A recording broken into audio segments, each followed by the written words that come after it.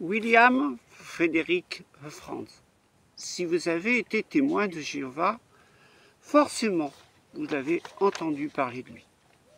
Avec le pasteur Russell, avec Joseph Franklin Rutherford, Nathan Knorr, il a été le 4e président de la société Watchtower. Bien sûr, ça ne vous parle peut-être pas à l'époque du Collège central. Pourtant, dans les années 70, où nous avions encore l'habitude d'avoir un homme à la tête de la société Watchtower, qui était Nathan Knorr, lorsque je suis rentré dans la société Watchtower, lorsqu'il est mort en 1977, nous nous attendions tout simplement à la nomination d'un nouveau président, parce que ce titre de président de la société Watchtower était un titre assez honorifique, assez grand, et bien sûr, il y avait besoin d'un président, tout comme les catholiques avaient besoin d'un pape. Eh bien, c'était la règle à cette époque-là. Bien sûr, cela a fini par tomber dans l'oubli. Aujourd'hui, le titre de président de la société Watchtower ne veut plus rien dire du tout. Pourtant, à l'époque, il voulait dire quelque chose. Et si vous avez connu la Watchtower, eh bien, sachez que la plupart de ce que vous avez vécu, de ce que vous avez connu, est dû ou a pour origine William Frédéric Franz.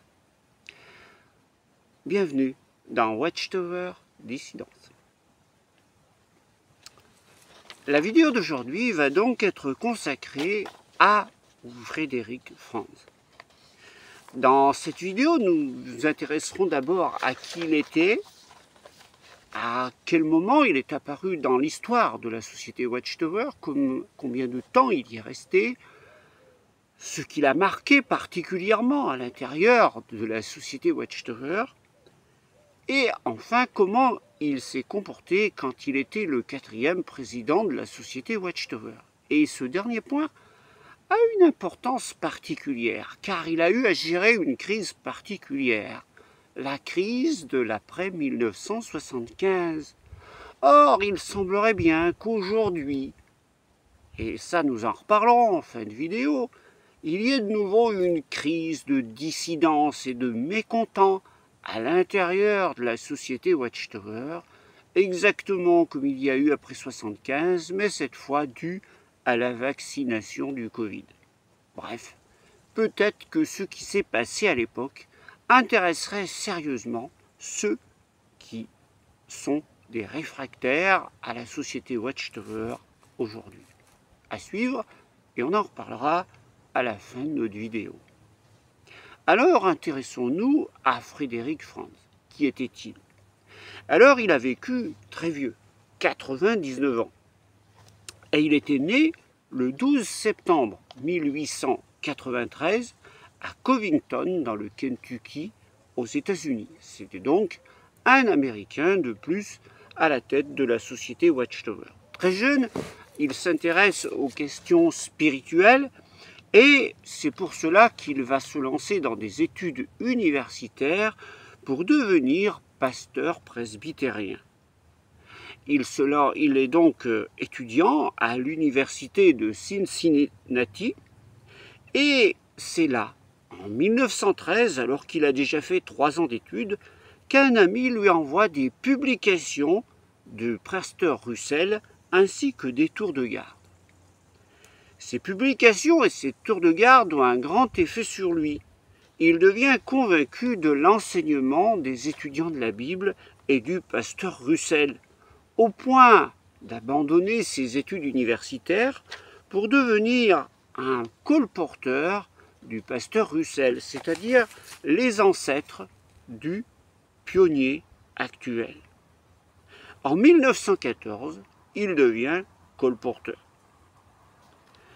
Mais rapidement, après les événements de 1917 et l'arrivée à la tête de la Watchtower de Joseph Franklin Rutherford, peut-être parce que il est particulièrement doué intellectuellement, il va être appelé par Joseph Rutherford à la Maison de la Bible à Allegheny, c'est en 1920.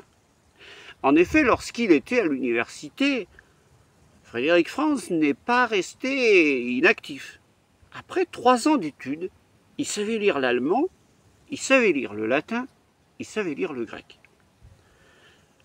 Pour en arriver là, il faut déjà avoir bossé. Plus tard, il avait appris l'espagnol, il a appris le portugais, il a appris le français, et il avait acquis une certaine connaissance de lecture de l'hébreu. Pour en arriver à avoir une facilité pareille pour apprendre des langues, il faut bien se dire qu'il faut avoir des capacités de mémoire hors du commun et des capacités intellectuelles. C'est pour ça qu'il va occuper une place à part à l'intérieur de la société Watchtower et qu'il a été qualifié de plus grands exégètes des témoins de Jéhovah. C'était une personne de petite taille, explique Penton, qui était vif, qui était sympathique en apparence. Mais étant donné qu'il a été éduqué par un certain Joseph Rutherford, il est devenu, comme tous les hommes de la Watchtower, autoritaire, comme l'était Rutherford. Mais lorsqu'il va intégrer le Bethel en 1920, il va rapidement, 2 ans plus tard, faire la connaissance de quelqu'un d'autre. C'est celle de Nathan Knorr. Il prononcera le discours du baptême de Nathan Knorr en 1922. Ils vont devenir très amis. C'est lui qui va pousser Nathan Knorr dans la hiérarchie de la société Watchtower. Nathan Knorr, qui travaillait au début simplement comme ouvrier sur les presses de la société Watchtower, gravira les échelons pour devenir directeur de l'imprimerie et finalement en 1942, président de la société Watchtower. Son ascension fulgurante à l'intérieur de la société Watchtower, Nathan Knorr la doit à Frederick Franz. Frederick Franz, c'était l'exégète de la société Watchtower. Et il a été très aimé par Rutherford. Rutherford avait certainement vu ses qualités. La plupart des doctrines, mis à part celles qui ont été acquises par le pasteur Russell et qui ont été gardées, la plupart des autres ne sont pas pour origine Rutherford ou Nathan Knorr. Non, elles ont pour origine Frederick Franz. Si on vous parle de la grande foule terrestre, des 144 000 au ciel, du nom de témoins de Jéhovah, etc. Tout ça, c'est de fabrication intellectuelle Frederick Franz. D'ailleurs, lorsqu'en 1942, Rutherford, qui se sait malade et qui sait qu'il va mourir, appelle des personnes pour sa succession, il appelle qui?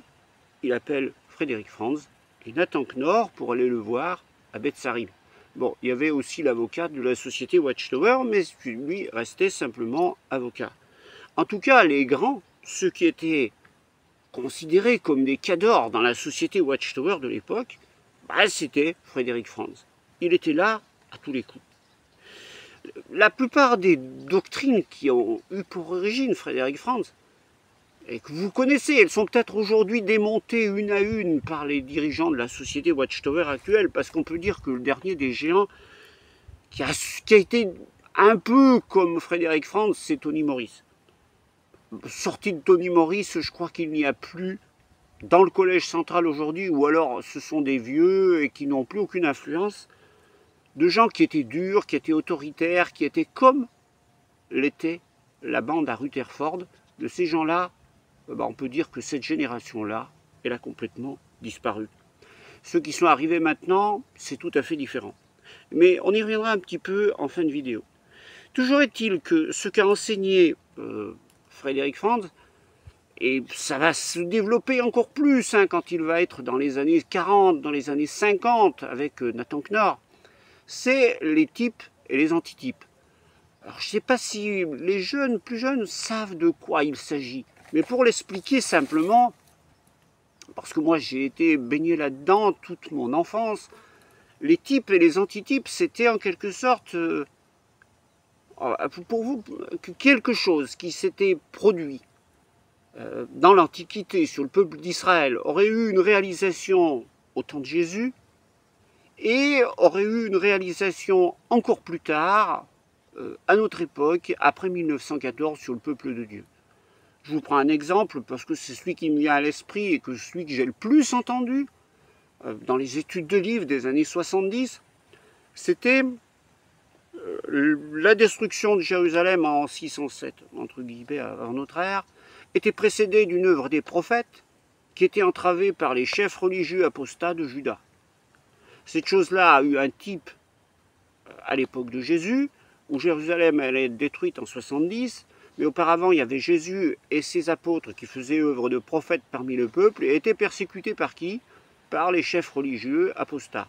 Et vous retrouviez la même chose au XXe siècle, avec la fin du système annoncé, la destruction de Babylone proche, et bien sûr, juste avant, les témoins de Jéhovah, qui sont les prophètes, qui sont persécutés par la chrétienté apostate qui enseigne de fausses doctrines.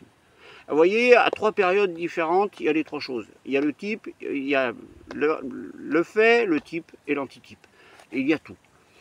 Alors, Frédéric Franz en mettait à tous les étages et de partout. Alors, bien sûr, ce genre de choses a été abandonné très récemment par la société Watchtower. C'est pour ça que je vous dis que Watchtower démonte petit à petit tout ce qui était du Frédéric Franz. Mais c'est ce que Frédéric Franz faisait à l'époque et son enseignement. Tout ce que l'on peut dire aussi de Frédéric Franz et de ses constructions intellectuelles, c'est, et on sait qu'il est derrière, c'est la traduction du Monde Nouveau.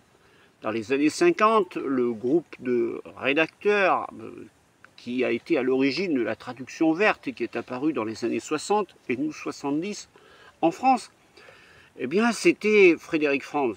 Je vous ai dit tout à l'heure qu'il était doué en langue, qu'il savait une certaine connaissance de la lecture de l'hébreu, qu'il savait lire le latin et qu'il savait lire le grec. C'est pour cela qu'il a réussi à faire une traduction de la Bible. Alors moi, je ne discute pas sur savoir si la traduction de la Bible elle est meilleure ou elle n'est pas. C'est pas ce qui m'intéresse. De toute façon, ça ne m'intéresse à la rigueur même pas du tout. Ce qui m'intéresse, c'est de dire, voilà, c'est lui Frédéric Franz qui était capable d'aller jusque-là. Parce que il faut honnêtement reconnaître, moi je le reconnais, qu'il avait des capacités intellectuelles qui étaient quand même hors du commun. Alors, sous la présidence de Knorr, il était vice-président. Knorr était le président et Franz était vice-président. On peut noter également une chose qui est remarquable, c'est que autant la succession du pasteur Russell à Rutherford, c'est difficile de ne pas se tromper dans tous ces noms, c'est passé avec des schismes, avec des controverses, etc., sans arrêt. Bien, par contre, pour la succession de Rutherford, rien du tout. Pourquoi?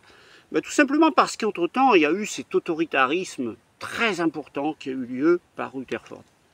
Et les hommes qui ont travaillé sur Rutherford ont appris à être autoritaires, ils ont appris à se soumettre à l'obéissance, et vu que Knorr avait décidé, que Rutherford, je vais y arriver, avait décidé que les choses allaient se passer comme ça, eh bien c'est comme ça qu'elles se sont passées.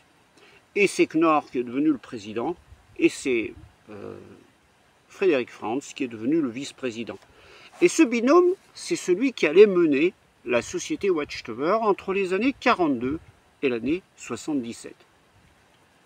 Alors c'était un binôme qui était très prolifique au niveau de l'impression des livres, il en est sorti beaucoup. Et par contre, s'il y avait d'autres personnes qui publiaient des choses, enfin qui écrivaient des choses pour la société Watchtower, rien ne pouvait être imprimé si elle n'était pas visée par Knorr ou par Franz. Et par exemple, Knorr, si c'était Franz qui avait donné son aval à la publication de quelque chose, ne repassait pas derrière. Il avait une entière confiance dans ce qui devait être publié par Franz. Et c'est ainsi que les années ont progressé et qu'on est arrivé au seuil des années 60.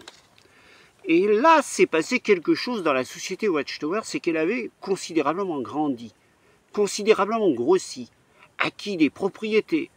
Ils avaient acquis des propriétés à Brooklyn, ils avaient fondé la ferme de la société Watchtower à Wallkill. Vous voyez, l'empire immobilier commence à se construire. Et ce qui se passe chez de nombreux témoins de Jéhovah, explique Penton, c'est qu'à ce moment-là, il y a eu un certain, et c'est typiquement américain, c'est de se dire, regardez un peu comme on a grossi, comme on est grand, comme on est gros, comme on est fort. Et ce genre de choses avait eu un effet sur les témoins de Jéhovah, c'est que certains se disaient, waouh, vu où on en est arrivé, il ne se passera plus rien maintenant, on est à la fin du système et il n'y a plus qu'à attendre l'Armageddon. Et puis d'ailleurs, il avait été attendu dans les années 50. En 1954, on attendait Armageddon. Pourquoi on attendait en 1954 ? Bien, souvenez-vous, hein, cette génération ne passera pas, 1914 plus 40, 1954. Pourquoi plus 40 ? Parce que dans le désert, la génération qui avait traîné 40 ans dans le désert, c'était une génération. Donc on s'attendait à Armageddon en 1954. C'est pas arrivé non plus. Et cela a peut-être eu un effet sur certains témoins de Jéhovah qui sont devenus un peu indolents. Et ça, à la présidence de la société, entre le président et le vice-président, on s'en rend compte. Et Franz va se lancer dans quelque chose, c'est l'écriture du livre « La vie éternelle dans la liberté des fils de Dieu ». Un livre rouge qui va sortir en 1966, qui pointe l'année 1975 comme particulière. Alors bien sûr, comme le fait remarquer Penton, et là je vais vous le citer, je vous cite Penton qui dit « Il est vrai que la littérature de la société n'a jamais affirmé de manière dogmatique que 1975 marquerait la fin. Leurs dirigeants, en particulier Frédéric Franz, avait sans doute appris quelque chose de l'échec de 1925. Néanmoins, et la grande majorité des témoins de Jéhovah ne savaient guère, voire rien sur cela, ou d'autres échecs apocalyptiques antérieurs. » Et c'est exactement ce qui s'est passé. Moi, lorsque j'étais gosse, je n'ai jamais entendu parler de 1925. J'entendais parler de 1975, oui. Cette date était relayée hardiment par les surveillants de circonscription, dans les discours des assemblées, pour encourager à prêcher plus, pour encourager à être pionnier, pour encourager à être franchement vaillant dans l'œuvre de Jéhovah. Mais on ne savait rien sur 1925. Et dans on va dire dans le public témoin de Jéhovah, la date de 1975 a été acceptée comme étant celle-là qu'il fallait attendre. Et la personne qui aurait voulu à l'époque dire attention, il faut faire attention, aurait certainement été mal vue, parce que c'était le moment de se mettre au travail et d'avancer. Il y avait autre chose qui allait. C'était l'époque où il y a eu des persécutions en Grèce, au Malawi. Et ça renforçait, on va dire, l'idée que la fin était très proche. Parce que ça voulait dire que Satan s'en prenait au peuple de Jéhovah. Et ça induisait toutes sortes de comportements à l'époque que vous n'avez pas connus. Par exemple, on enlevait des publications de la salle pour en répartir un peu dans tout le territoire. Moi, je sais que dans ma chambre de gosse, j'avais des cartons de publication. Mon père s'était lancé dans la construction d'une sorte de caverne où on aurait pu se cacher si des hommes armés venaient jusqu'à la maison pour nous déloger et pour nous persécuter ou nous trucider, parce que Armageddon était très proche. Bien sûr, ce n'est jamais allé au bout, et puis bon, 1975 a passé, il n'y a rien eu, mais c'est pour vous dire le type de comportement qu'il y avait à l'époque à l'intérieur de la société Watchtower, où on attendait véritablement l'Armageddon. Franz a aussi modifié quelque chose à l'époque. Bien sûr, il y avait son neveu qui en avait fait la promotion, mais ça, on va y revenir tout de suite après. Mais même Franz était d'accord. Pourquoi ? Parce qu'à l'époque, la société Watchtower s'imagine que l'Armageddon va arriver.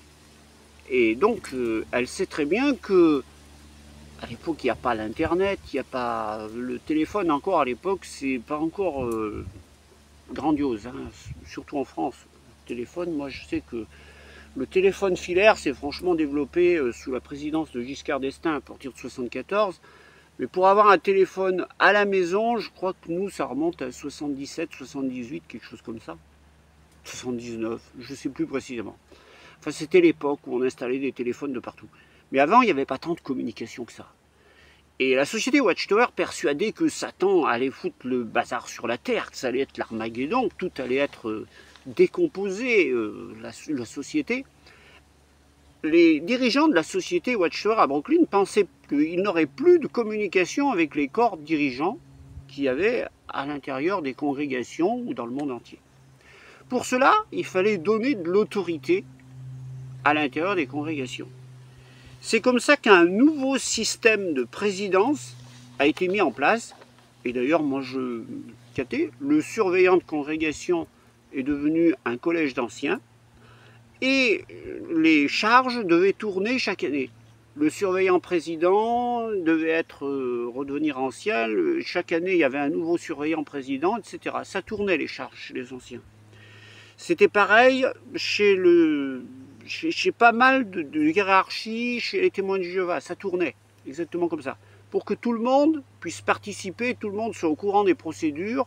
Comme ça, s'il y avait quelque chose qui n'existait plus de la part de la société Watchtower, plus de communication avec le siège mondial, eh bien on avait quand même de quoi,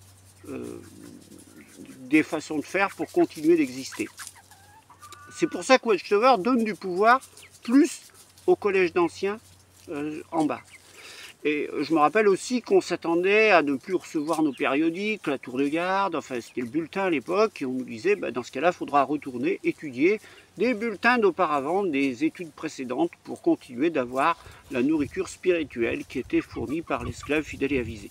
On était donc dans ces changements organisationnels qui précédaient l'Armageddon. Et ça, c'était d'origine Franz.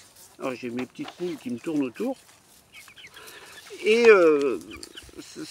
tout cela est arrivé à 1975, et bien sûr, il ne s'est rien produit.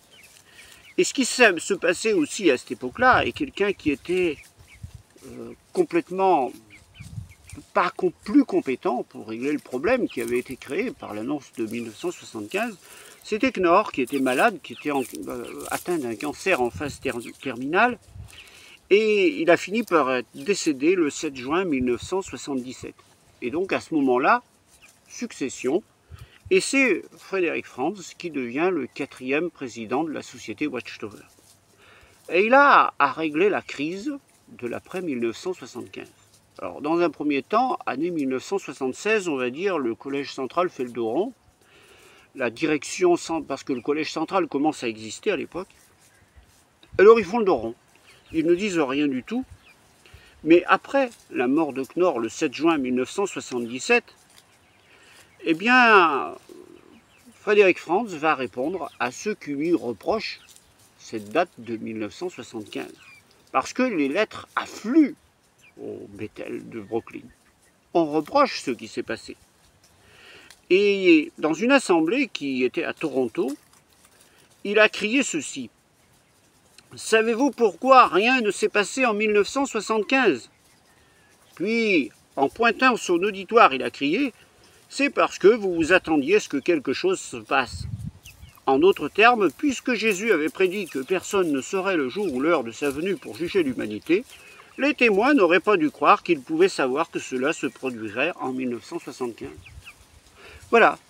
Donc, puisque le Fils de l'homme doit venir à une heure que vous ne pensez pas, parce que vous y avez pensé, il n'est pas venu. Et bien sûr, Franz ne s'était pas trompé, et celle-là je l'ai entendue, je l'ai bien entendue moi en France.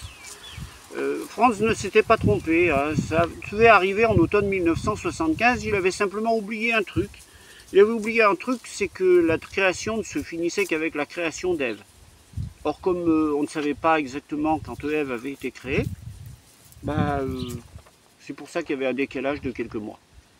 Voilà. Bon. Alors bien sûr, cette explication est tombée dans la poubelle depuis longtemps, plus personne n'en parle, mais c'était l'explication qui était donnée à l'époque. Alors je ne vais pas revenir profondément sur ce qui s'est passé par la suite. La crise a été extrêmement profonde. Des groupes de dissidents sont apparus en 1977 dans l'État australien de Victoria, aux Philippines, en Angleterre, aux USA, en France, et ça je l'ai bien vu, il y avait des dissidents de partout à l'époque, et aux USA, il y a des groupes de dissidents de partout. Bon, la plupart du temps, Watchtower ignore ce genre de choses ou fait régler le problème par ses anciens locaux et par ses, on va dire, ses surveillants de circonscription sur place. On ignore superbement ce qui se passe. Vous n'aviez qu'à faire attention, vous n'aviez qu'à pas croire à 1975. C'est de votre faute de toute façon si vous y avez cru. Alors là, j'ouvre une petite parenthèse. Aujourd'hui, certains reprochent à Watchtower d'avoir dit que vous êtes de vous faire vacciner. Et Watchtower va vous répondre, vous étiez libre de ne pas vous faire vacciner. Vous aviez qu'à pas nous écouter. Voilà, vous restiez libre de faire ce que vous voulez. C'est ce que Watchtower va vous répondre. Elle ne vous répondra pas autre chose. Et c'est parce que c'est ce qu'elle a répondu à l'époque. C'est ce qu'elle a répondu à l'époque aux gens. Ni plus ni moins. Le problème pour la Watchtower, c'est que la crise et la... Pour Frédéric Franz, c'est devenu hard. Parce que la crise et la dissidence ont commencé à prendre au sein du siège de Brooklyn lui-même. Lorsqu'un petit groupe de dirigeants, dans lequel se trouvait son neveu, qui s'appelait Raymond Franz, ainsi que Edward Dunlap, un ancien instructeur de Gilead, ont commencé en privé à réexaminer les doctrines fondamentales de la société Watchtower. Alors évidemment, ce groupe n'avait pas pour dessein de nuire à la société, de créer une sorte de schisme, mais il voulait plutôt, comme le dit Penton, naïvement rester au sein du troupeau des témoins, espérant que cela verrait finalement la sagesse de leur nouvelle compréhension. Mais cela ne devait pas être le cas. La crise a éclaté le 28 avril 1980. Là, on a commencé à forcer à démissionner Raymond Franz du Collège central et à quitter le Bethel.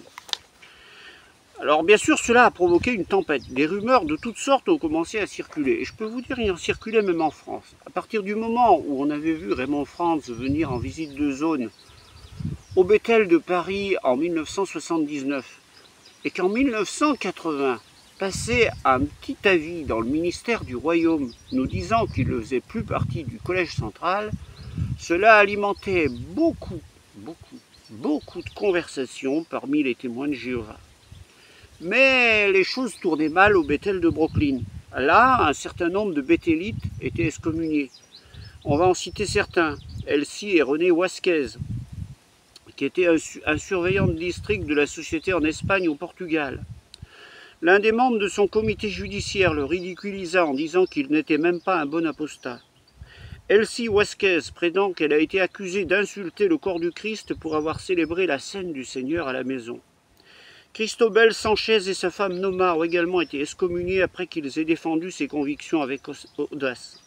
Nestor Quillan, ancien missionnaire et surveillant de circonscription, a été excommunié pour avoir couvert une apostasie et s'est même refusé l'appel habituel en pareil cas. Mark Nevejans, un jeune expert en médias électroniques, et Edward Dunlap, l'ancien instructeur du collège missionnaire de Gilead, ont été excommuniés de la société Watchtower. Donc la crise frappait très profondément la société Watchtower à l'époque. Et bien sûr, la purge a été extrêmement importante. Pour vous dire, Franz était à fond dans la chasse aux apostats avec quelqu'un d'autre qui s'appelait, je crois que c'est Schroeder. Ouais, c'est Schroeder, Albert Schroeder, qui était l'un des plus déterminés chasseurs d'apostats. Alors, simplement, on va voir Franz dans sa lutte contre l'apostasie au début des années 80. Il est allé dans une congrégation où il soupçonnait qu'il y avait un ami de René Vasquez qui avait accepté certaines des idées de René Vasquez, donc idées apostates. Il est dit, Franz a personnellement crié à la congrégation en espagnol avec un accent prononcé, en insistant sur le fait que l'étude de la Bible devait se faire à la salle du royaume et non dans l'intimité des foyers. Le 30 avril 1980, Karl Klein, membre du collège central, ami personnel et proche de Frédéric Franz, a déclaré « Si vous avez tendance à l'apostasie, trouvez-vous un passe-temps. Occupez-vous pour ne pas y penser. Et notez bien, évitez d'approfondir l'étude de la Bible pour déterminer les significations des Écritures. Près d'un mois plus tard, le 29 mai, le vice-président de la Watchtower, c'est-à-dire Frédéric Franz, président, Yod Barry, vice-président, déclare: lorsque nous parlons de loi, nous parlons d'organisation. De tout notre cœur, nous devons rechercher cette loi. Jéhovah ne donne pas d'interprétation individuelle des Écritures. Nous avons besoin d'un guide, et c'est l'esclave fidèle et avisé. Nous ne devons pas nous rassembler en un clan pour discuter des opinions contraires à l'esclave fidèle et avisé. Nous devons reconnaître la source de notre instruction. Nous devons être comme un âne, être humbles et rester dans la mangeoire, et nous ne nous empoisonnerons pas. Alors, ils ont désigné ceux qui ont été chassés comme du Bethel, ont été, bien qu'ils n'aient pas été nommés, comme le dit la suite de Cathée, ils étaient qualifiés de fornicateurs spirituels, de mentalement malades, de fous. Et Randall Waters raconte encore, lors d'une réunion du comité où un couple marié ayant servi fidèlement pendant des décennies a été excommunié, un membre du collège les a qualifiés de mangoustes et de menteurs. Un pauvre homme avait ses appels téléphoniques redirigés par le département de service pour vérifier ses connexions extérieures. Des espions étaient partout et de nombreux membres de la famille dénonçaient même leurs propres amis pour suspicion d'apostasie. Il est important de savoir que peu de membres de la famille savaient ce qui se passait réellement. Le collège tenait ça bien caché et répondait en diffamant des caractères à ceux qui étaient impliqués. Voilà comment la crise s'est passée après 1975, au début des années 80. Et je terminerai avec ce qu'a déclaré Albert Schroeder, l'un des plus déterminés chasseurs d'apostasie du collège. Il a dit: nous servons non seulement Jéhovah Dieu, mais nous sommes sous notre mère, l'organisation. Notre mère a le droit d'établir des règles et des réglementations pour nous. Ce livre intitulé « Procédure d'organisation des filiales » contient 28 sujets et ses sous-sections concernant les règlements et l'administration. Notez bien, il y a 1177 politiques et règlements.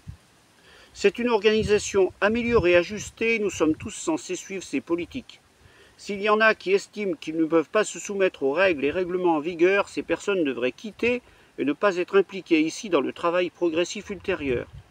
Certains se sont éloignés de l'organisation au nom de la Bible, disant qu'il n'est pas nécessaire de se soumettre à la loi. Ce grand programme de procédure d'organisation rassemble les choses du ciel et de la terre. Donc, sous l'autorité de Frédéric Franz, ce que l'on voit, c'est que l'autoritarisme de Rutherford était toujours là.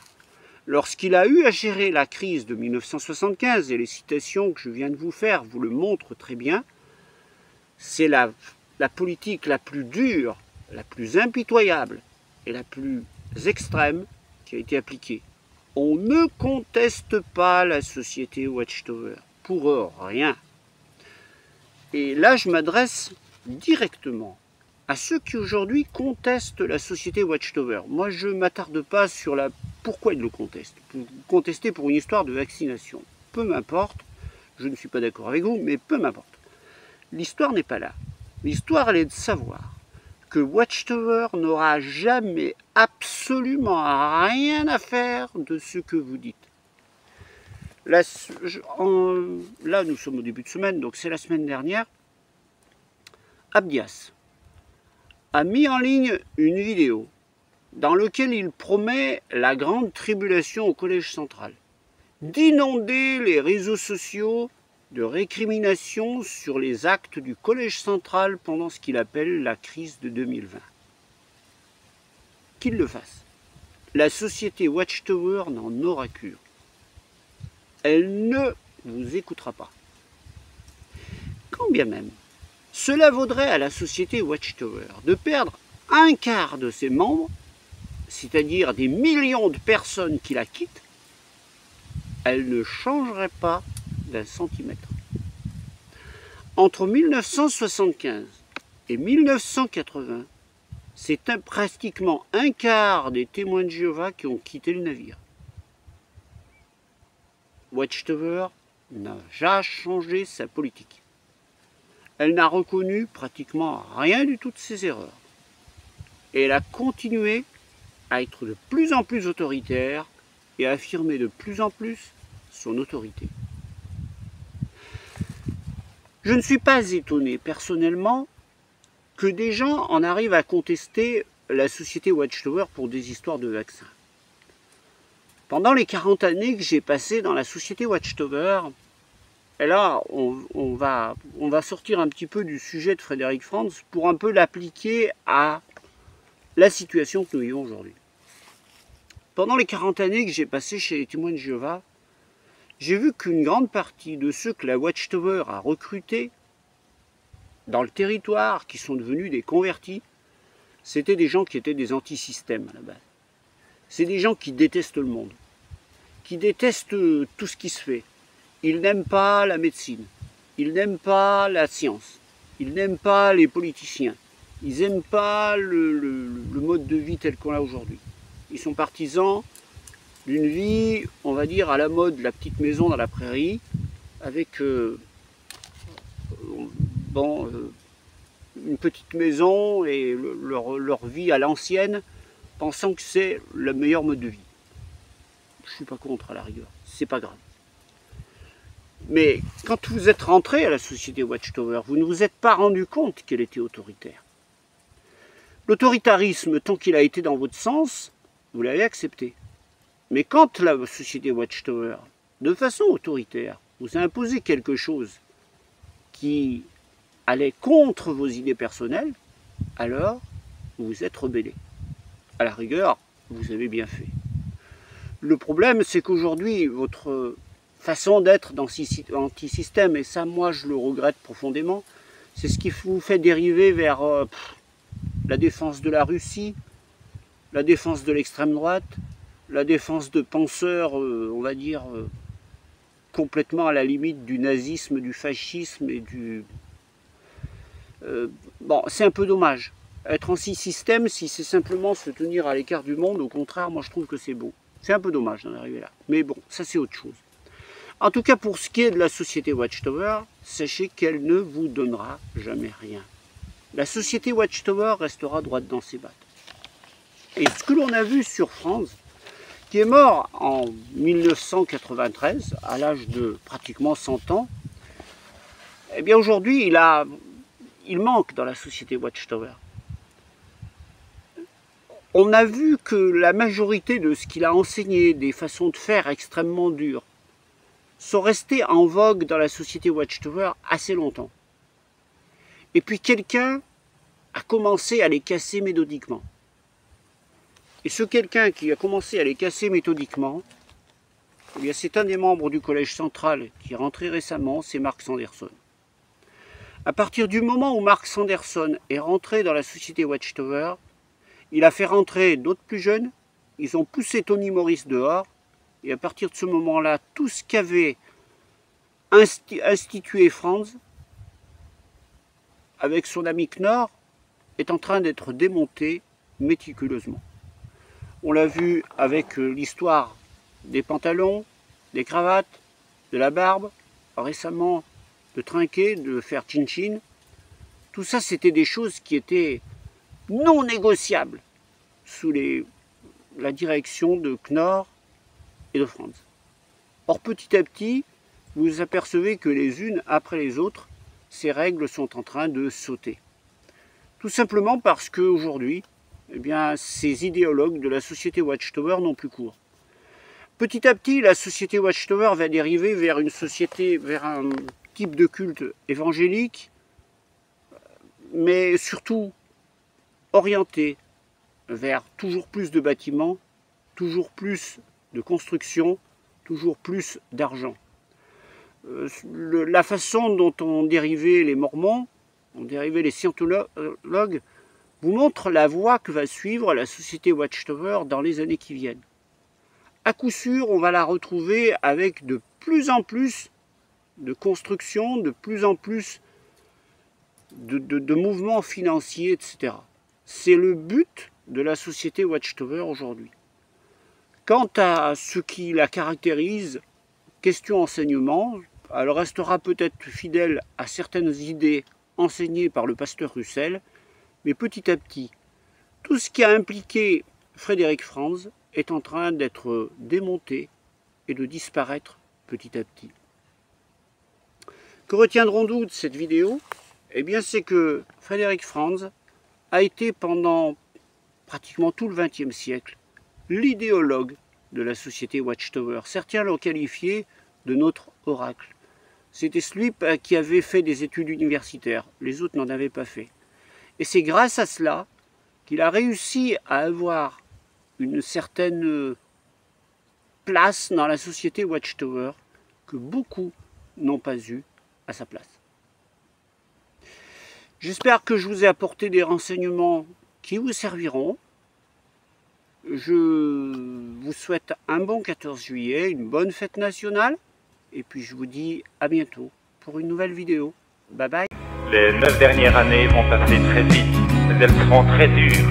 Il y a encore une phrase très encourageante comme celle-ci.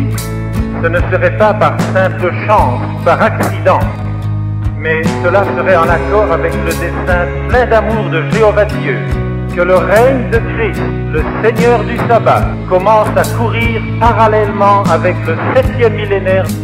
Ça veut dire, en automne 1975, nous serons dans le monde nouveau.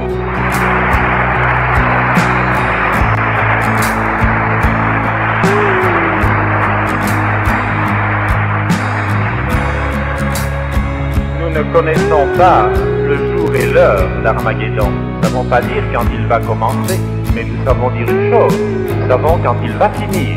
Il sera fini pour l'automne 1975. You just take a look, and this is the idea Jehovah's getting across at your hands. And you look at your hands now, only God, as He looks at your hands in here and all those that are tied in, does He see blood there? The humans sitting next to you, they might have an idea because they know you well and you haven't been out in service in weeks. Well, guess what? Most likely God's seeing some blood all over your hands. Or they go totally inactive. We appeal to Him, we try to help, but you cannot water down what God says here. If your hands are not clean because you've been out warning, then they have blood on them and you're going to lose your life.